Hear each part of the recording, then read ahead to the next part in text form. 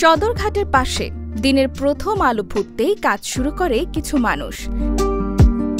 জাহাজ কাটা ও নির্মাণের শ্রমিক তারা। বিশালাকার ধাতব দেহের গায়ে লেপে থাকা পুরনো রং আর মরিচা ঝাড়িয়ে তারা কেটে চলেছে লৌহখণ্ড। মাথার ওপর অসহ্য তাপ আর পাশের নদী থেকে ভেসে আসা দুর্গন্ধ, সব মিলিয়ে তাদের নিঃশ্বাসও নিতে কষ্ট হয়। কিন্তু পিছু হটার উপায় নেই।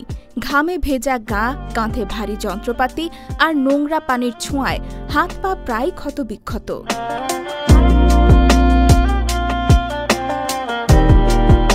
এত কিছুর পরেও থেমে যায় না কেউ, কারণ জীবন চালানোর লড়াইটা থেমে গেলে পেছনে পড়ে থাকবে শুধুই অন্ধকার।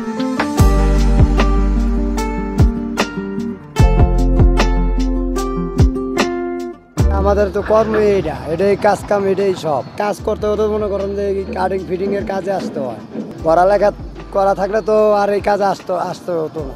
কাজ কাম যদি পড়ালেখা থাকতো তো অফিসে চাকরি করা যেত। মোটামুটি আল্লাহ চালায়, কোনো রকম চলে ফিরে আসি।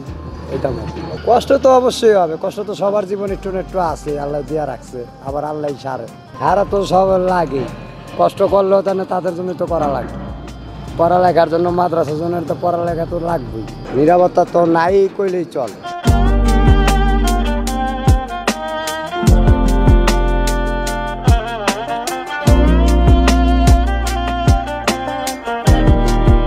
কেউ হয়তো গ্রামের বাড়িতে টাকা পাঠায়, কেউ সন্তানকে স্কুলে ভর্তি করিয়েছে এই রোজগারের টাকায়। দিন শেষে ক্লান্ত দেহে ঘামে ভেজা শার্ট নিয়ে যখন ঘরে ফেরে তারা, মনে থাকে শুধু একটাই কথা, এই কষ্টই তো জীবনের জন্য, পরিবারের জন্য। ওরা জানে না কবে মুক্তি মিলবে, তবুও প্রতিদিনই নতুন করে শুরু করে। এই হলো বাস্তবতার নাম, অসহায় অথচ অদম্য।